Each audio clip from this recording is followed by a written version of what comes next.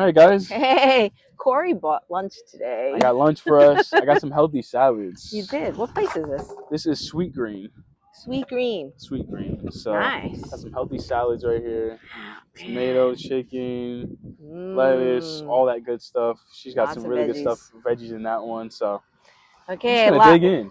We're gonna dig in. We're gonna have some for you too. Yes, okay? some for you guys as well. All right. Got some green goddess. Yeah, that dressing. sauce is supposed to be really good. So we shall see. All right. Thank you, Corey. Of course, of course. I know that they have some of these places in New York too, right? Yeah, I didn't got even a whole bunch know of that we had this them. in Florida. All right. So All right. So look, there's a lot of vitamin A here. Yum. Thank you so much. This is great. Yep. Definitely. All right, so you can watch us eat now. Oh my God. This is so good. That's right. What the heck is in this? I don't, Dr. Lil. So they're really known for like their salads, and they also make protein bowls with salads like mixed with it. But I don't know what they season or what they do, but it's just so fresh. Okay, so who says that healthy food is boring or bland or tasteless? It's oh my amazing, gosh, guys. it's so good. It's amazing. Wish you guys could be here to enjoy it. I do too. And see, that's the other thing that stops people sometimes from getting metabolic and bariatric surgery. They're so afraid that they're not going to be able to be a foodie or enjoy their food. Look, there is that balance between, hey, are those trigger foods? Are those sabotaging? Are you an emotional eater? That sort of thing. But my whole goal is to get you to a point where you're eating your cultural foods, eating healthy foods, eating a variety of foods. And believe me, with metabolic and bariatric surgery, what we know about it, and we can get to a place where you're eating regular yummy foods. Yes. And I think a mosquito got me. Yeah, I felt some too. All right, that's the hazards of being outside. Outside, yeah. No, but I think it's important to let people know too that you can enjoy normal foods. I think so many people, in the beginning stage, I know it's hard because you were like, I just want to eat solids and I just want to eat the food that I had before, but you're building those healthy habits before you get to this stage of where you can eat whatever you want. So definitely. Because by the time you get here, then it's like, okay, you don't really feel for it. I promise you, like, you're only thinking about it because you spent your whole life eating whatever you wanted. But last year, you think I'm going to sit and eat a salad outside? I'm not doing that. I'd probably be having some pasta or something. Right. So, see, I mean, I have to say, I'm used to eating salads, right? Because I enjoy it and I enjoy being outside. Right. Right. But I have to remember that not everybody had that experience or even liked things like that. Even liked it, yeah. I'm telling you. And now look at you. That's why I'm so grateful for this surgery. I know some people are like, oh, I'm so upset I can't eat. I am so glad because my binge eating would have sent me to 600 pounds in the next few years. Easy. I do have some people that say to me that what they used to like, they don't like anymore. Like their tastes have changed. Yeah. Or there are some things that they never wanted to try that they do try now. So did that ever happen to you? Yeah. Besides the salad? There's only two things that I think now that I like that I didn't like before. Pickles. Oh, that's asparagus.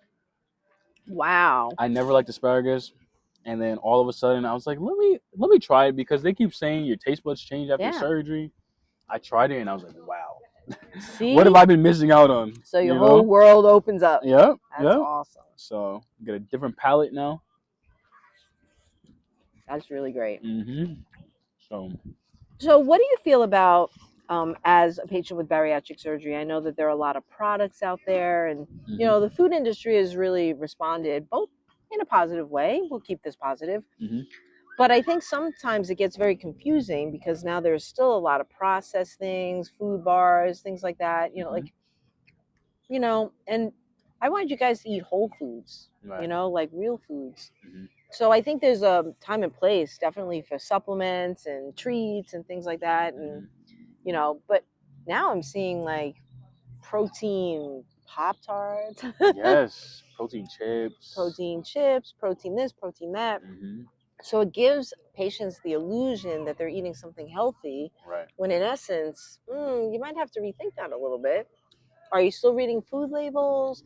Like, what's making you decide, all right, let me choose this over this? Or, right. And I'm not saying like protein bars are bad or supplements are bad, or, I'm supposed to be from the philosophy that there are no good foods, bad foods kind of thing, you know. But what would make you decide, hey, I want to have some chips. Should I buy chips? What do you like? What's the deciding factor? I think the deciding factor is I think a lot of people go that route because it's just easier. It's Convenience. easier than cooking. Yeah. If someone's traveling, you could throw it in your bag, whether it's a protein That bar, could be a protein good thing, chip. right? Yeah, great thing. I think too, you just can't overdo it, right? Like anything in life, you can't overdo it. You can't have 5 protein bars, right? Just have one, or sometimes have half now and then eat half later. Like space it out. There you go. Too. That also works. And then I think too, one thing about those protein chips, they go down so easy. Out of I know. everything I've eaten on my journey, protein chips, you can literally finish a whole bag like it's nothing. But that Like, could be a trigger too, oh, right? yes, it can be. Especially if I have noticed one of the bad things too is waiting until you're actually hungry to eat. I've realized it's been better when I create like a little schedule, like, okay, this time is when I eat, versus, oh my God, I'm starving. I'm trying to eat right now. And then now you'll start eating faster, number one, and then you're going to overeat. So you do actually feel hungry, even though bariatric surgery was supposed to take away some of that hunger? Yeah, there's certain days, like there's some days where I don't want food at all. Like I don't crave it, I don't want it. And then there's some days where I'm actually hungry. I don't know why. Have you like that is. associated those are like stressful times, or maybe you didn't get enough protein the day before, I or think maybe it's you're I didn't get enough protein. dehydrated? So it's a there's body been cue. yeah, because there's been certain days where nothing sounds good to me, and then I'm like, oh my God, like I know I have to get my protein in. And then the following day, I get up and I'm like starving, and I'm like, oh my God, I didn't eat like as much as I thought I was gonna eat. So there you go. Yeah. It's really about paying attention to those cues, really. And I think too, many people like, you might feel like it's annoying tracking and doing all this stuff, but like Dr. Lowe says, when you track the trends, you figure out what's going on. It's just easier to see the problem. For us that are in it, it's kind of hard because we're like, all right, we're just kind of like a machine and we're just going. But she can see everything and just go, oh, just tweak this or just take out less fat. Like it's much easier. But because the thing is, your perception is your reality, but it might not be the real thing. Right. So I might look at it and I'll ask, all right, so how many grams of protein did you eat? Oh, I think I ate like my 80 grams. And then I'm looking at a food diary. I'm like, no, you're at like 50. Right. So sometimes that changes. perception. Yeah, exactly. That's true. That's so, true. I mean, like amazing. I said, I do that too. Like I think I'm eating okay, and then I self-track, and I'm like, oh, wait a minute, I think I ate more sugar than I really wanted to, or my carb was too high for that day. I didn't really exercise that day. So you got to let that diet work for you. Diet is a 4-letter word. You got to let the macros work for you. Right. Right. And I think too, trying to be more aware of it on certain days, like especially when you're more active, you can increase the carbs that day. If you're less active, then just have less carbs. Like it's just certain days you just have to tweak things around to see what works for you. So in other words, you really can't eat the same every single day. Nope. You do have to adjust it based on what's going on. I mean, for my ladies, hey, you have your menstrual cycle going on there. Right. That's gonna kind of throw some hormones in there that might make you feel hungrier or not hungrier or full quicker or not full quicker. Did you exercise a lot? Did you try a new food? Were you dehydrated? Are you traveling? Do you have a lot of stress? Yeah, I guess you just really have to adjust your day. So many factors. Yeah. So many factors. See, it's not easy. One size doesn't fit all. It doesn't. And it can't be the same every day. Right. That'd be boring anyway, right? Right, just doing the same thing, the same meal, same exercise. Yeah. I do want to ask you this question because this comes up a lot. Yeah. I know a lot of the practices, right? So there is some research to show one of the best eating habits for bariatrics would be eating your 3 meals a day, getting your fluids in between, and if you don't get enough protein, have a supplement. And that's a good way to eat because then you're getting your fluids, you're really regimenting your eating pattern. But there are some practices that say, no, you need to eat smaller more frequently because you can't get your protein. So you got to eat every every 3 hours and have 5 meals. Mm-hmm. But what I'm finding is a lot of my patients that are neglecting their fluids because they're so busy worrying about the protein and then eating. And so what worked for you? In the beginning, it was hard for me to do both, actually. That's why I struggled so much. And that's why I nearly passed out like 3 times because I wasn't trying to hydrate properly. Oh. And then I think on top of that, I don't know what it was. The first month after surgery, I couldn't swallow like a lot. Do you think that was from the trach tube? I think so. Yeah, from the trach tube. And then for like those first 3 weeks, I was like, I can't drink much. Like they're like, my doctor's like, oh, that you should be having this amount, and I'm like, I just can't. Yeah, it was hard. Physically can't. Yeah. And there was a point I was like, should I go to like those the IV hydration clinics? Yeah, to like those clinics, because I'm like, I don't know if I can go like a full week with like barely drinking, barely eating. Not good. Did you end up going? Yeah. Yeah, that was good, right? And then like after that, I eventually got like somewhat normal and started to drink more, and then I just would bring small cups into my room and just keep pouring just like the water in there and just keep drinking. So it was very slow. Like after surgery, it was very slow, but then it picks up as you go throughout as the you weeks. heal too. Yeah. As your stomach heals. Yeah. I mean, there's a lot of fear. You're going into an unknown. Yeah. You know, you have to learn it. You have to learn your tool. Did you name your tool? No, I didn't even name it yet. I should have named it. Well, what name should his tool be? And don't say Dr. Lil. Do not say Dr. Lil. Buzzkill Lil. Buzzkill Lil. Yes, it should be Buzzkill. Buzzkill Lil. Oh, that's funny. That's funny. Because I do have patients that will name their pouches. And really? They actually name it? Sometimes I get confused because I might have a patient talking about Oscar and I know her husband's name is Ken. So I'm like, uh-oh, who's Oscar? Who's Oscar? It turns out to be the stomach. Oh, that's crazy. Yeah, it's funny. Wow.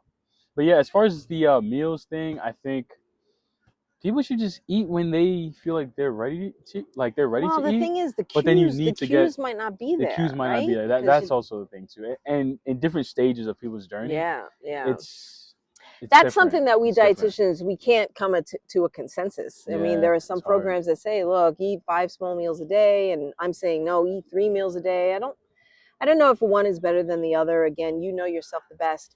If you're eating more frequently, here's my concern. Number one, you're not getting fluid, right? Because you're eating and you have to wait the 30 minutes before and the 30 minutes after. Right. And the other thing I worry about is something called grazing, right? Because we, as a society, we like to graze. We like to snack. Right. So in the beginning, you've got purpose. Oh, I have to get my protein. Let me go grab a cheese stick. Oh, I got to get my protein. Let me grab a yogurt. Oh, let me go grab a piece of deli ham. Okay, well, what happens when you're getting enough protein from your meals? Are you still doing that habit? Right. Now you're grabbing, snacking. And I can tell you that snacking is a contributor to weight recurrence with metabolic and bariatric surgery. Right. Yeah. So you still have to be conscious of it. You've got to be mindful, intentional, some of those words that we talk about. I know to say, oh, eat when you're hungry, sometimes that doesn't apply to you because you're not feeling hungry. Right. So you said you have a schedule. I think maybe that works for you, right? Yeah, because it's almost like you don't have to think about it, and there's no extra snacking if I don't choose to. Because then it's like, okay, I'm eating at this time when I basically normally eat. And I feel like our bodies like a schedule almost, because it's like, oh, okay, at this time I know like, he usually eats something or he usually drinks body or usually has this. Yeah, so that's just what's kind of helped me. One of the craziest things I've ever heard was, I'm not going to say what doctor, but I've heard a doctor tell a patient they should eat 7 to 8 times a day. And I'm like, that's insane. How is that even possible? I guess 7 to 8 small meals, but still, I mean, you're eating the whole day then. Here's the other thing I want you to do. You've got to eat to fullness. Yeah. Activate the tool. Yeah. Otherwise, do you even know what full means? Do you know what full feels like? I'll have patients say, oh, I don't want to feel full. I don't want to get sick. Right. Okay, feeling full and getting sick are 2 different things. 2 different things. If you're overdoing it, or you're eating too fast, or it's a food that someone's just not ready for, you advance your diet too quick, then maybe you have a risk of getting sick. Right. But I want you to feel that sense of fullness. Yes. It should be a comfortable pressure. Now, where is it? Usually it's in my stomach, but then I'll start to either get like a runny nose, or Okay. I'll just burp a lot, and that is kind of Is when that I know overeating then? that's basically my body saying you're full, stop. Okay. Okay. Now there has been a time where I said, you know what, let me test it just to see, Uh-oh. and your stomach will feel like it's cramping. Wow. You definitely feel it, but yeah, I don't think that's chase part the of the, fullness though. yeah. Everyone's chasing it to figure out, okay, how much can I eat, which can ruin the way you see food, because now you're always going to be chasing it Yeah. versus trying to just eat and be at peace with it. So It's funny I don't because know. there is some things in the research that say, there's some research from international research that say just portion it out. You get your Okay. 3 to 4 ounces, portion it out, Right. Right. and if you don't feel full after the 3 ounces, well, it doesn't matter, you're done because you portioned it out. Yeah. Yeah. That's true. I don't know. I think it's just really about finding what works for you. Just don't be a grazer. Yeah. Just don't snack Be really too much. careful about that. Yeah. It doesn't mean you can't have the occasional snack, but we're snackers. We are the snacking society here. We really are. Oh, let's graze here, graze there, grab and go, grab and go. I'm too busy. Let me just grab a cheese stick here, but you're not eating a meal, and then you are trying to eat more later. It's just Right. get into a pattern, I think. And I think too, going back to the snacking part with these protein stuff, I think these companies know that everyone wants protein, so they're just like, yeah, let's put 20 grams of protein in there, but they're not saying there's like 40 grams of carb, or like an insane amount of sugar, or there's some that look at the there whole was picture. a different company I saw that had like 900 grams of sodium in like one of them, and I'm like, wow. But again, of course, on the front it's got like 22 grams of protein in big bold letters, so you're thinking, deceptive. okay, just grab and go. It's deceptive, So definitely. it is. It's like a double-edged sword. Thank goodness we have lots of products to choose from, especially if we're traveling, we're going to the Amazon jungle, but you do still have to be choosy and educated and read those food labels, and not just that, read the ingredients. Right. And I think that's what's tricky too. You might be reading the ingredients, you can't even like pronounce what the words are this long. But that's where a registered dietitian can help you. We can teach you how to read food labels. We can teach you about, it might be something like they'll say tetramethylfolate. And you're looking at it like what is that? All right, that's folic acid. Right, so maybe it's just like the chemical name for the vitamin. Mm-hmm. So you're seeing all these big words and you're like, oh, I don't want that. But no, those are the vitamin names. Mm-hmm. So I think, talk to your registered dietitian to help you read a food label. Don't be too hung up on the pretty colors and the name. Mm-hmm. That's all marketing. And, right. You got to read that food label. Right. I'm hoping that food label will come to the front. Yes. Hopefully at some point. Yeah, I think that's gonna. I think they know it's gonna hurt their sales once people start reading. Yeah, those. I know. So I think there's a big fight, but we're gonna keep it in the back, whether it's in the front or the back, because even if it's in the front, well, maybe then the industries will put things backwards. Just read the food label, whether it's in the front or the back. Right. I don't know. But some of you might be thinking, yeah, but I don't know what to look for in a food label. Okay, well, always look at the serving size, because all those numbers correspond to that serving size. Right. So if you're not even eating that serving size, you have to keep things in perspective. Or if you're going to eat or drink the whole thing and it's got 5 servings in it, well, then you got to multiply all those numbers by 5. So you have to know how to read that food label.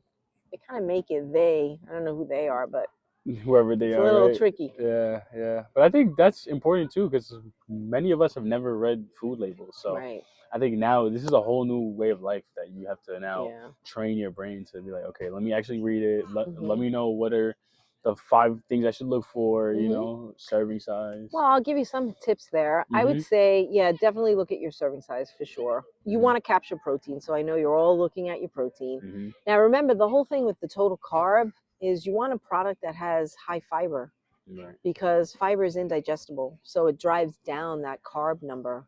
So if it says total carb 10, fiber 5, it's really net carbs 5. Right? So, but some food labels don't put net carbs. You have to kind of do the math yourself. So even if you have your calculator, you can do the math yourself. So look for high fiber, look for definitely low sugar.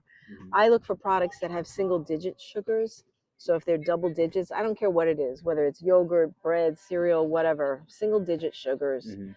And remember that it'll say added sugar and total sugar. The added sugar is already in that total sugar. It's just telling you, the consumer, how much added sugar was added to that product. So it almost seems ridiculous that you have total sugar 5, added sugar 4. Like, seriously? So that product naturally only had the 1 gram, and now you just added the 4 grams? Oh Do we my really gosh. need to do that? Right. So look at that total sugar number. Keep it single digits. The lower, the better. Right. Right. I mean, we can get into percentages. The American Dietary Guidelines say keep sugar about 10%. I say less than 10% of your calories, but I don't know if that applies to you because you're eating 500 calories. Right. And remember that excessive sugar can lead to dumping syndrome. Right? Dumping syndrome would be pretty miserable. Right. I think we're going to be having a whole podcast on nutrition complications, right? Yeah. So you can really understand what is dumping syndrome, what brings it on, what are vitamin deficiencies, what you experience, why some people don't experience it. Right. But watch the sugar. So look at serving, look at protein, look at sugars. If you have high blood pressure, you do have to watch sodium. So if you're picking a product that has 900 milligrams of sodium, and the American Heart Association says you can have about 1,300 milligrams of sodium if you're on blood pressure meds, well, guess what? You just blew your load on the one product. So, and then read the ingredients. I think, the small ingredient list would be good because remember, they're going to always list the most to the least. Right. So if the first 3 ingredients is sugar, salt, and processed flour, Right. it's probably not the good. best product. Try to pick something else. So yeah, I think too they do it on purpose because they know many of us don't want to read. Like they know for a fact that many people just are searching for high protein snacks, and they're like, no, the main audience here is just gonna grab it and just buy it. Yeah, Like they know for a fact that you guys aren't gonna pick it up, check it out, and look. I mean, just because you're eating less doesn't mean that you can now, have something that's really bad for you just because you can probably have half. That's a really good point. Really good point. Yeah. Oh yeah, I'm only taking a bite. Yeah. Well, if you keep taking bites of really bad food, by the end of the day, you ate a lot of bites of really bad food. Exactly. Plus, a bite turns into 3, and then 3 turns into the whole thing, and then then it's downhill from there. So yeah, and then you're like, why aren't I losing weight? Right, and then they're like, why don't I feel what good? am I doing wrong? Yeah. So it's easy to lose sight of that too. Yeah, definitely. Yeah, definitely. Good point. So and the thing is, some of you might be thinking, oh my gosh, are you kidding me? I just want to not be a slave to this. I just want to eat something. Right. Well, you know what? I agree with that. But, if you were going to go buy a car, you're just going to say, I just want a car. I'm just going to go pick one out. No, you're going to do your research and make sure you know the ins and outs. I think that's the same thing. You're putting stuff in your body. Right. So if there's a new product that you want to try, it doesn't mean you can't try it, but just be discerning. That's all I would say. And I think a variety of foods is a good thing. It doesn't mean, you have to be so Puritan and just, I have to just eat grass. Right. Yeah, no, I'm not saying that. Right. But, I think there are lots of choices, so be discerning. And it's true, like we are supposed to fuel our body. It's not supposed to be so much for like the pleasure for it and the taste per se. I mean, obviously we want tasty but stuff, you know what? I wish we could say wow, that means I got some really good eating from nature. That almost sounded like a rock. Right? That's also why I just had to check it first. I'm like, what just landed in there? Here's the thing with the whole, we're supposed to be fueling our body. I get that. But you know what? We also have this hedonic area in our brain that likes pleasure. And, we got taste buds for a reason. So we want to eat because it tastes good or it smells good and it looks good, So I don't know. The problem is that we already know that there's a part of the brain that responds to a lot of sugar, a lot of fat, and a lot of salt. It's called ultra processed foods. Okay. Ultra processed foods. And those have a lot of those things in it: salt, sugar, and fat. Wow. And that actually stimulates that part of the brain that kind of wants you to get more of that. Wow. They want more and more and more. So it's terrible. Yeah. How do we stop that, Dr. Lowe? Read the labels. Read the labels. So then you can choose whether you want to eat it or not. Okay. See, this doesn't have any sugar in it. That's good. Just maybe some natural sugars from the vegetables. But really, really good though. This is really good. So you were talking about your waist.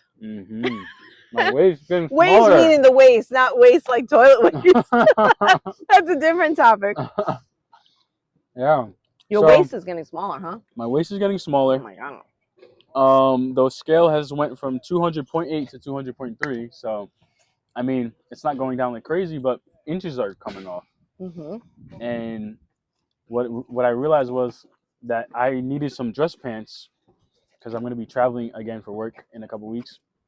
And I was like, let me just go to Marshall's real quick. You know, they got cheap, nice dress pants, whatever. And I was like, maybe I'm a 38. I think because the last time I checked, I was a 38. Mm-hmm. And then What were you? Oh my god.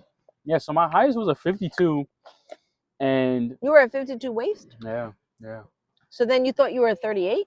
yeah. Well, currently now at this stage because my dad made me try on one of his pants, Right. and he's a 38. I think 38, 32.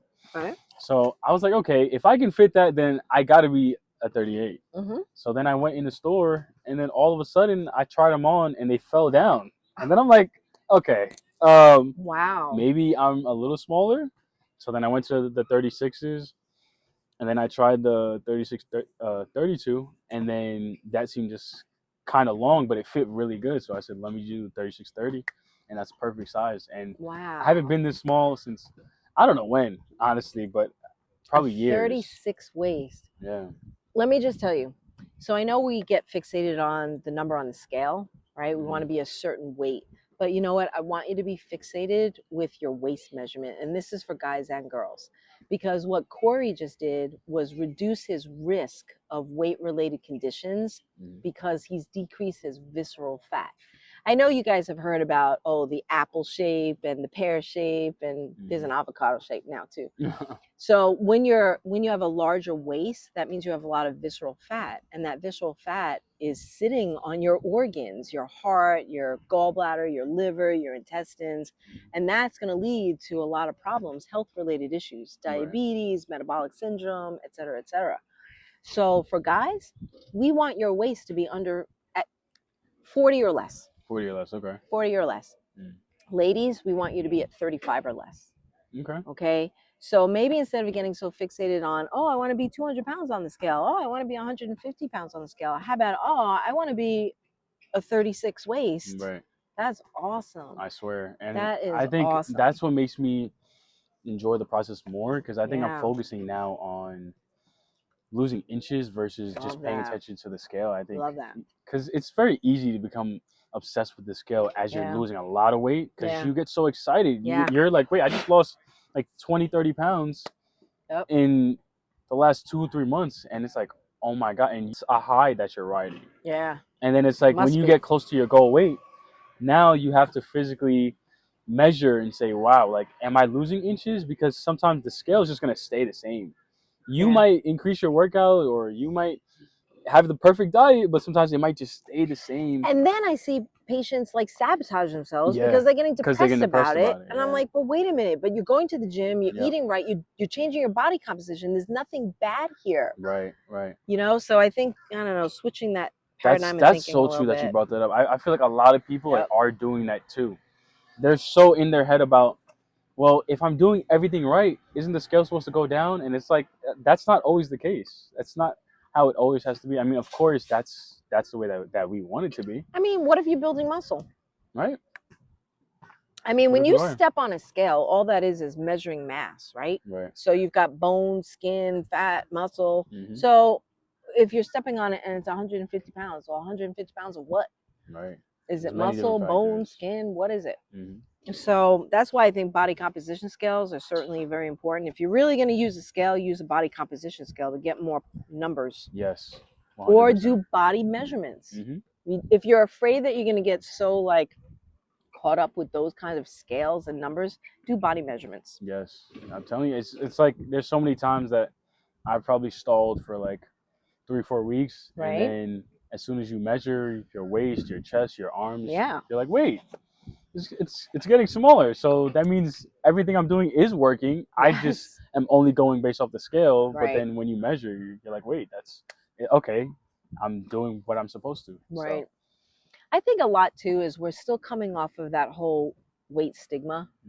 you know, that Right. we've been so like discriminated against because of our weight and treated so poorly, Right. that you step on a scale and everybody's just assuming, you know, you're a sloth and you're not doing things right. Right. But I think the Right. focus now is really just health, right?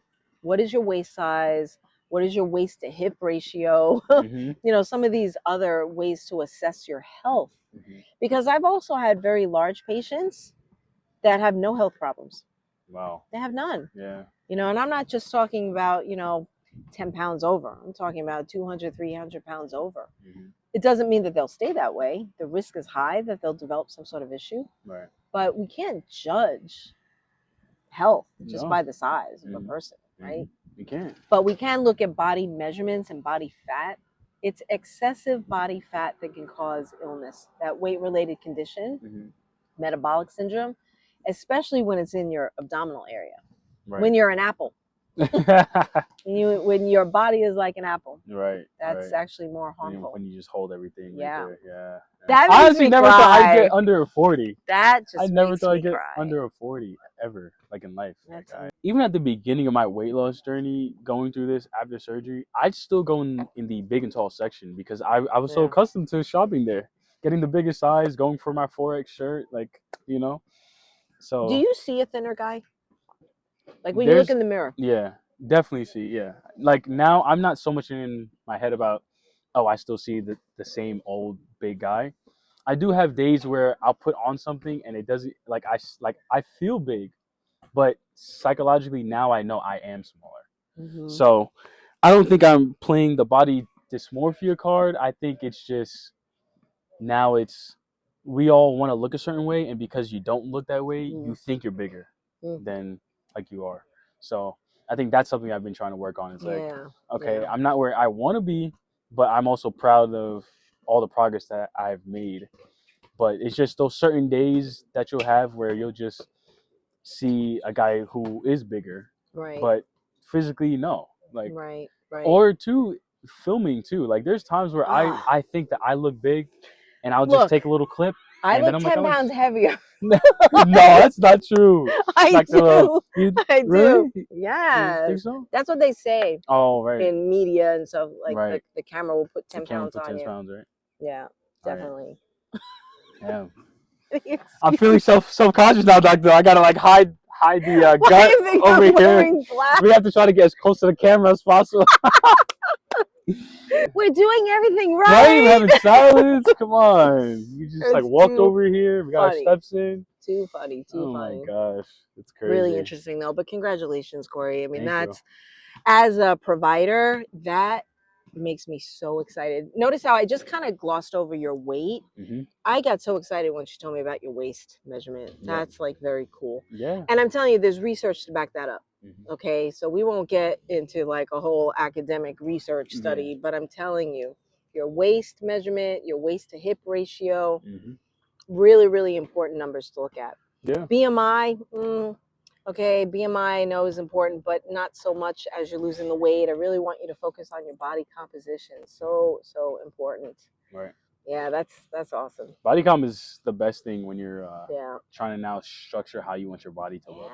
Because you know, at some point, like we all want to lose the fat, and then once you lose the fat, now it's like, okay, how am I trying to look? Do I want to look bigger here? Do I want bigger legs? Do you want, you know? So you just gotta find. Well, I'm glad that you brought that up because I'm going back to this unfit dietitian. Okay. Okay. All right. So when I was younger and I was modeling, I wanted a thin body, right? Because you're in front of the camera, you're on stage, you're wearing clothes and things like that. So I didn't have any muscle mass. I actually looked like a skeleton. No joke.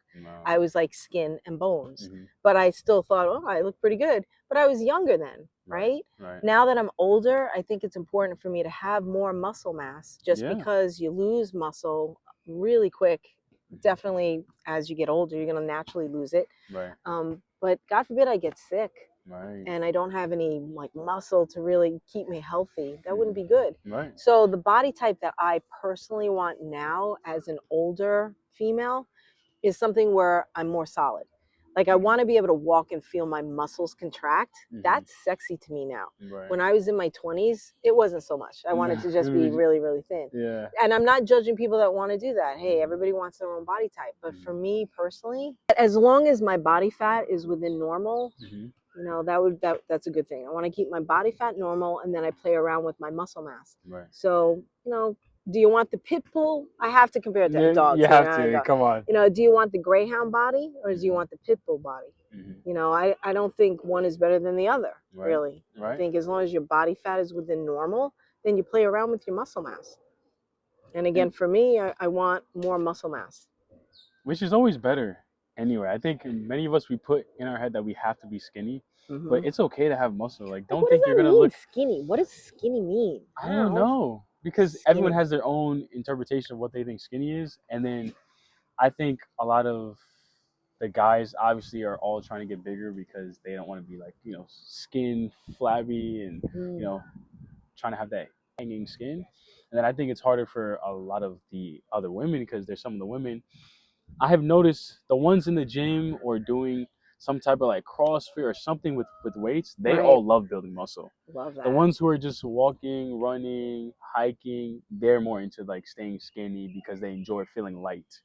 So I think it just depends on your type of lifestyle. Like if that's what you like to do and you want to be outdoors and be active and be running and doing that, you may prefer to be skinny versus the who's in the gym just strength training and stuff like that. I mean, doesn't that come back also to genetics, like what type of body type you are as well? That's like even when I was at my skinniest, I wasn't like a Victoria's Secret model. I don't have the height, first of all, but I wasn't like that. I was just really skinny. Right. But I don't have frail bones either. I'm like medium framed. Right. So my body is more like, remember the whole endomorph, ectomorph, mesomorph kind of body? Yeah. So if we're a certain body type and we're expecting to be a different body type, I don't know how far can we take that? I don't know. I don't know. That might be a I've good seen question. some people try to push it, but I mean, you'd really have to change your diet, like be super strict. Because when I start to build muscle, I'm not like a runner's body kind of muscles. I'm more like a pit bull. Right. That's more me if I'm putting muscle on. Right. Right. You know? I don't know. For me, I kind of like being somewhere in like the middle where it's not too much muscle, but not too small to where I feel like I'm too weak to like push the same weights around in the gym. Right. But I also like being somewhat small. Oh my God, so many branches. You see, at this point, we have to cover. At this point, I have to bring my cover because they keep flying right in here. I'm like, I don't want any ants or sticks getting inside my stuff. It's gonna choke on a stick. But it'd be interesting. It'd be interesting. Now I just have to keep my body fat low. Yeah, that's the hardest thing. I think just finding out what's important to you and then trying to stay within a healthy body fat and then seeing what you prefer. I only prefer being light right now because I'm currently doing this challenge that I was telling you about. So for the whole month of April, we're doing a 5K every single day, 7 days a week.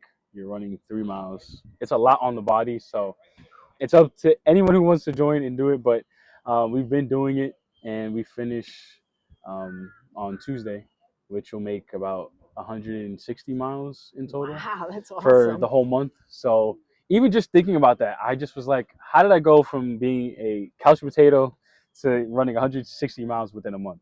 Right? Like it's just crazy when you think about stuff like that. Love that. So that's really why, to me, like, I'm not concerned about the scale anymore. I'm doing things and then I'm seeing the achievement of doing it and seeing like, wow, like the average person can't do that. 7 days a week running a 5K, like it's a lot on your body. Right. And I still got to do the recovery part of it. I'm always using my massager.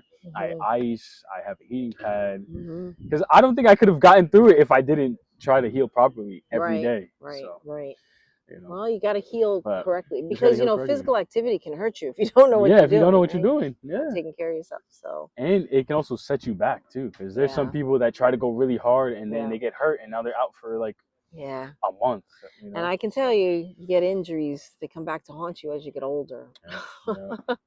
They really do. Yeah. So wow, just find what works for you.